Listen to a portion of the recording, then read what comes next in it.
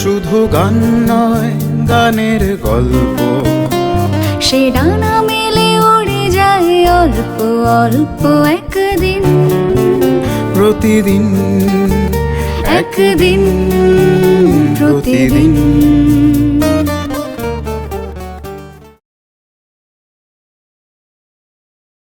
দেখো এই পাসিংটা কি অপূর্ব। হ্যাঁ, ক্রসটা তো এই যে ক্রসটা চেঞ্জ হচ্ছে,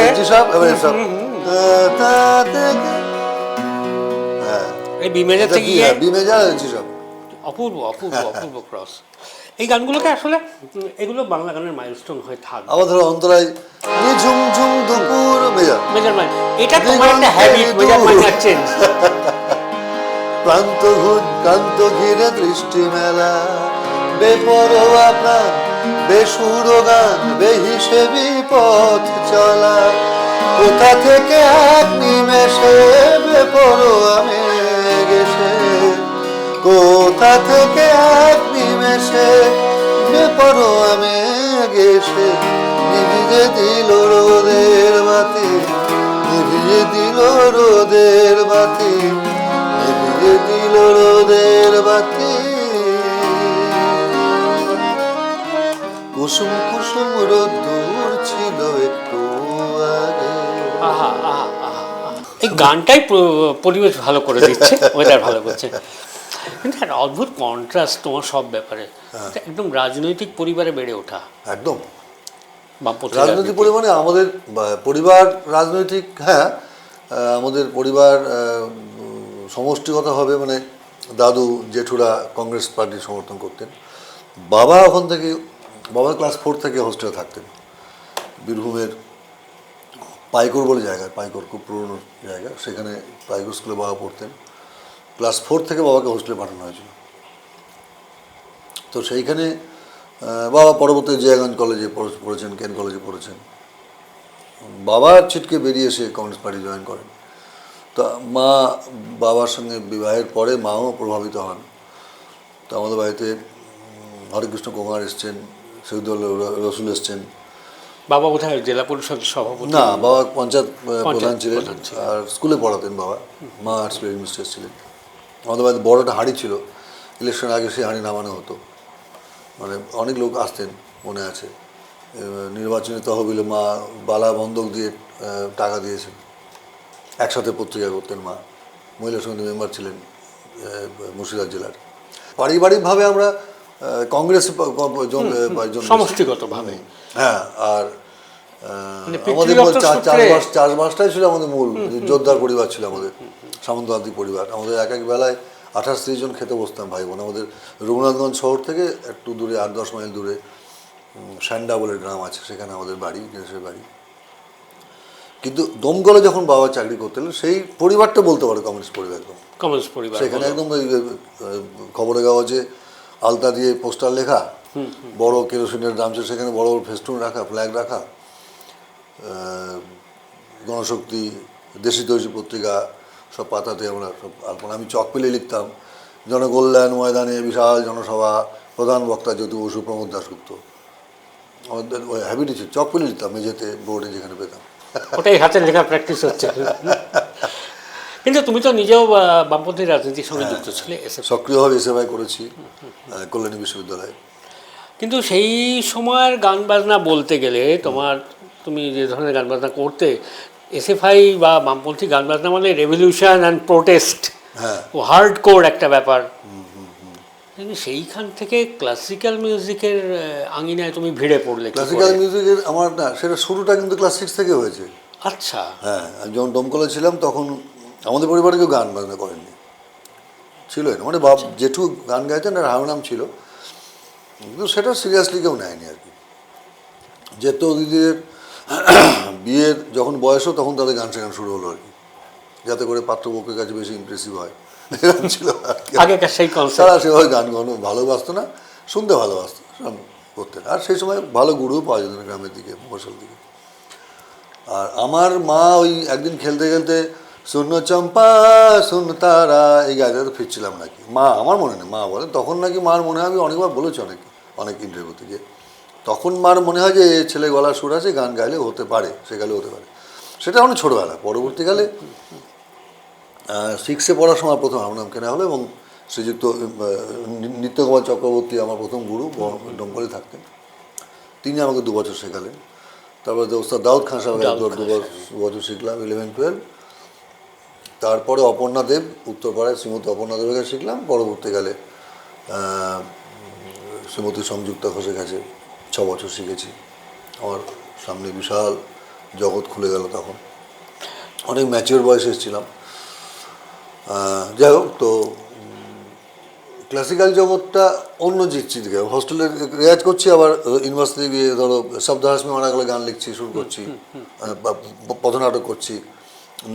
ওইখানে ধরো আসাননগর, ভীমপুর ওইসব এলাকায় প্রচারে চলে গেলাম, নির্বাচনী প্রচারে। নিজেরাই মাইক বাজছি, নিজেরাই গান গাইছি, মঞ্চ বাজছি। দুম করে বোম পড়লো, তখন কংগ্রেসি MLA জায়গা গেলাম হয়তো। এরকমভাবে করেছি। ধরো এটা আমার দাদা, আমার জীবনের আমি গুরু বলে মানি। উনি শুনলে খুব রাগ করেন। ধরো ওটা ওনার লেখাটা সুরে আমি কথা শুরু করেছিলাম, একটু মনে আছে। আকাশটা পুড়ে গেছে দেখেছি, পুড়িয়েছে কারা তাও জানে, দাঁড়া দাঁড়া দাঁড়া দাঁড়া দাঁড়া দাঁড়া দাঁড়া দাঁড়া দাঁড়া, এরকম একটু মনে আছে। তারপর তো অন্য গণসঙ্গীত সব, ওর মধ্যে দেশবাসী, সলিল চৌধুরী সব গান গাইতাম, যেগুলো একদম গণসঙ্গীত হিসেবে নির্দিষ্ট করা যে গান। একদম একদম একদম একদম ওই গানটা গাইতাম। আমরা তো ভুলি নাই শহীদ, এ কথা ভুলবো না, তোমার কলজার খুনে রাঙাইলো কে আন্ধার জেলখানা, তুমি ছিলাই গরিব কিষান, এ মাটির সন্তান, হাতে মিলাই তাই তোরে বন্ধু, দুঃখের লাল নিশান রে বন্ধু, সভার নিশান, সেই রক্তে রাঙা নিশান দিল। আসলে হেমাঙ্গদা মুখে শুনেছি তো, ওই ফ্লেভারটা তো চলে আসছে আমার গলায়। সেই রক্তে রাঙা নিশান দিল, সেই রক্তে রাঙা নিশান দিল, সেই রক্তে রাঙা নিশান দিল, পথেরই নিশানা তোমার। হেমন্ত বলতে তোমার কলজার খুনে রাঙাইলো কে আন্ধার জেলখানা। শঙ্খচূড় গিয়েছি কত, প্রতিথ রয়েছে সেই গান, কিন্তু ভেতরে এখনো এইভাবে। হ্যাঁ হ্যাঁ, শঙ্খচূড় এখন তুমি বলো 7-8 মিনিটের গানের নাম একদম একটানা গিয়ে দিতে পারবো। ব্যালেট ফর্মের অসাধারণ এক সৃষ্টি। অসাধারণ গান, অসাধারণ। হিরোশিমা নাগাসাকির পটভূমিকায় একদম তাই, সেই গান। শঙ্খচিলা সাগরিকা। কি অদ্ভুত একটা কন্ট্রাস্ট তোমার, মানে পুরো ব্যাপারটাই খুব একটা কন্ট্রাস্ট। আমার এটা খুব গোড়া থেকেই মনে হয়েছে হ্যাঁ, এটা মেজর মাইনারের মতোই।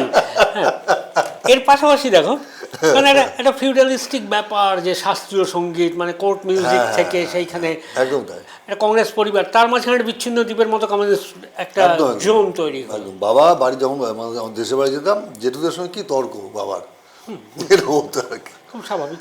কিন্তু উভয়েরই খুব আদর্শগত ব্যাপার ছিল তখন। হ্যাঁ, জেঠুরা সক্রিয়ভাবে কংগ্রেস পার্টি করতেন না, ওই আর কি সামন্ততান্ত্রী পরিবার তখন ছিল। আমার বাবার যে জেঠু, আমার নিজের দাদু বাবার 1 বছর বয়সে মারা যান, কিন্তু আমি যাকে দাদু বলে জানতাম তিনি বাবার জেঠু, বিজয় কুমার ঘোষ। তার সঙ্গে সুভাষচন্দ্র বোস ছবিও আছে। তো তিনি কংগ্রেস পার্টি করতেন, সেই প্রভাবই আসলে। হ্যাঁ, সে অন্য আদর্শের রাজনীতি, সেটাও কংগ্রেস পার্টি করতেন, দেশপ্রেমিক ছিলেন। আচ্ছা, এই যে শাস্ত্রীয় সঙ্গীতের যে দিগন্তটা খুললো, মানে হঠাৎ করে একটা মানে একটা ওয়াইড একটা রেঞ্জ অফ মানে মিউজিক যাকে বলি আমরা, সেইটা কী ধরনের গান তোমাকে মানে প্রথমে প্রভাবিত করে, বা কোন রাগ যদি আমরা একটু শুনি, বা তুমি একটু ব্যাখ্যা করো না। ধরো আমি শুরুতে স্বর চিনতে শিখলাম যখন 6-7-8 পড়ি, যিনি প্রথম শিক্ষাগুরু নিত্যগোপাল চক্রবর্তী। তারপরে যখন বড় হলাম একটু, এই তানপুরাটা যায় না, নিশ্চয়ই ক্যামেরা দেখা যাচ্ছে, তানপুরাটা আমার ক্লাস 11-এ পড়ার সময়, ছতারের তানপুরা। এর বয়স হলো 19 আর 25, 44 বছর বয়স হলো। তো যিনি ওই দাউদ খান সাহেব কিনে দিয়েছিলেন, অরুণ ভাদুরীকে উনি তৈরি করেছেন একদম। পরবর্তীকালে জ্ঞানবাবুর কাছে শিখতে। তো দাউদ খান সাহেবের কাছে এসে যেটা আমি 2 বছর 2টো রাগ শিখেছি, একটা ইমন, একটা মিয়াকিটোরি। সেটা হচ্ছে আমার কাছে যেমন ধরো জামা পরতে শেখা, সেই সুতির জামা দিয়ে তুমি পরতে শিখলে তো তসরের জামা পরতে পারবে একইভাবে, টেরিকটের জামা পরতে পারবে একইভাবে। খেয়ালটা কীভাবে সাজাতে হয়, আর মেয়ের শাড়ি পরতে শেখে, সে ছাপা শাড়ি দিয়ে শুরু করলো, কিন্তু সে বেনারসি পরবে সেইভাবে। সে শাড়ি পরতে আগে শিখতে হবে, সে কীভাবে আলাপ থেকে বিলম্বিত, তারপরে দ্রুত গান দিয়ে শেষ করতে হয়, কীভাবে বলতান, এইটা উনি পুরো খেয়ালের পুরো ছবিটা আমার সামনে তুলে ধরলেন। মানে একটা অ্যাবস্ট্রাক্ট ফর্মকে হ্যাঁ হ্যাঁ, তারপরে আমি সেইখান থেকে আমি খুব ইন্টারেস্ট পেয়ে গেলাম। আমি গুরুদেব প্রতি তো কৃতজ্ঞতা থাকেই, আলাদা করে উল্লেখ করতে, কিন্তু উল্লেখ করছি যে ওনাকে না পেলে আমি খেয়াল গানটা কীভাবে সাজাতে হয় সেই বয়সে বুঝতে পারতাম না। এবং আমি কিন্তু ওই ইন্সপায়ার হলাম ওনাকে, উনি খুব সাহায্য করতেন। আমি যখন কল্যাণীতে ইংলিশ অনার্স পড়তে চলে এলাম, উনি বললেন যে বহরমপুর কেন কলেজে ফিজিক্স চান্স পেয়েছো, এখানেই পড়ো, আমার কাছে যা ডাল ভাত 2-1 যা হয় খেয়ে নেবে, আমার কাছে থাকো, একবারই বলেছিলেন। তা আমি সেই সময় গানটাকে শুধু গান নিয়ে পড়া প্রফেশন করাটার তখনও সেই মানসিক পরিস্থিতি তৈরি হয়নি। একদম গান বাজনার পরিবারের তো নই, কিন্তু তারপরে যখন আমার উত্তরপাড়ায় গান শিখতে এলাম, অপর্ণাদেব, এত ইরেগুলার আসতাম, তখন আমি অনার্স করছি, এমএ করছি। কিন্তু যখন আমি 27-28 বছর 91-এর 2 এপ্রিল এলাম গুরুমার কাছে, সংযুক্তা ঘোষের কাছে, শ্রীমতী সংযুক্তা ঘোষের কাছে, বুদ্ধদা বলে একজন তবলা প্লেয়ার, উনি শঙ্কর ঘোষের ছাত্র, তিনি আমাকে নিয়ে এসেছিলেন, চলো আমাকে, ওরকম ট্রেনার খুব কম আছে, চলো নিয়ে যায়। তো আমি নিয়ে এলাম এখানে, বুদ্ধদা নিয়ে এলেন, উনি বলে আমি ছেলেদের শেখাই না। তারপরে আমি আবার সে গরমের মধ্যে দাঁড়িয়ে থাকলাম 2 এপ্রিল, গত হচ্ছে কিরকম মুদিয়ালিতে।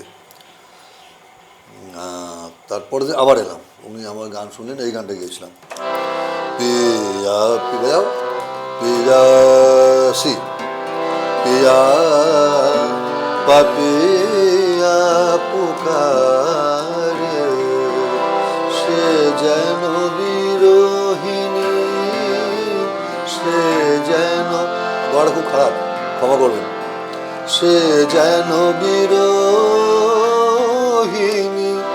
বধুর মনের কথা কাঁদিয়া বেড়ায় বাদল আধারে, পিয়া পিয়া পিয়া পাপিয়া পুকারে। উনি বলেন তোমাকে শেখাও। প্রথম আমার বাঘের স্মৃতি, তাহলে বল, লটে উলঝি সুলঝা যাওয়ালাম, লটে উলঝি সুলঝা যাওয়ালাম। তারপরে বাঘেশ্রী হলো। 2-3 মাস পরে আমার বলো তুমি গাও, আমি একটু আসছি, বলে আমি চোখ বন্ধ করে গাইছি গুরুমার ঘরে। আমার সেই দিনটা জীবনে ভুলবো না। পাশের ডিভান ছিল, দেখছি গুরুজি, মানে পণ্ডিত শঙ্কর ঘোষ এমনি করে গালে হাত দিয়ে শুনছেন, আমি তাকে দেখি গুরুমা বসে আছেন সোফায়, আর গুরুজিকে ডেকে নিয়েছেন যে দেখো তো ছেলেটা হবে কি না, এরকম একটা। উনি আমার জীবনের অনেক পরিবর্তন এনেছেন, প্রশ্রয় পেয়েছি, আর একটা মা, একদম গুরুমা, মানে সত্যিই গুরুমা, মানে আক্ষরিক অর্থে একদম। ওই বাড়িতে তন্ময় দাকে দেখেছি, তেজেন দাকে দেখেছি, দীপক দাকে দেখেছি, শ্রীকান্ত বাগড়েকে, মানে এক বিশাল দিগন্ত খুলে গেল, শ্রীকান্ত বাগড়েকে দেখেছি, তো পরিমল দাকে দেখেছি। পরিমল দা আমাকে তবলা তালিম দিয়েছেন, বিলম্বিত শিখিয়েছেন, গালাগাল দিয়েছে, পরিমল দাকে খেয়েছি, তার আগে গালাগাল খেয়েছি, ভাত খেয়েছি, এই আর কি। তুমি যেটা বলে যে কোন রাগ আমার, কোন রাগে বলে না, কোন রাগে আমার খুব টানে, ইমান খুব টানে, ভূপালি খুব টানে, জৌনপুরি, সেটা প্রিয় বন্ধু ইমানের। প্রেম বন্ধু অনেকগুলো হয়, ধরো গুরু বিনা कैसे गुण गावे, गुरु न माने तो गुण नहीं आवे, गुणियन में बेगुनी कावे, माने तो रिझावे सबको। আছে এটা আছে, তারপরে ধরো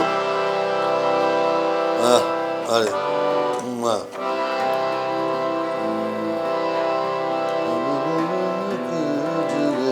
गुण संग अब गुणन कीजिए गुण संग अब गुणन कीजिए गुण संग का जाने गुण के सार हो गुणी गुणी जाने गुण की सार अब गुणन कीजिए गुण संग খেয়াল চর্চা সেরকম করা হয় না রেগুলার। আমি আর একটু কায়দা করছি আসলে, ওই জন্য বললাম না কোন বন্দিশ প্রিয় এরকম, কারণ এত কাছ থেকে বসে এইভাবে তোমার ক্লাসিক্যালটা শোনা একটা সে আর তার প্রিয় ক্লাসিক্যাল গায় না, মাঝে মধ্যে ছেলেপেলেকে একটু ক্লাস নিই।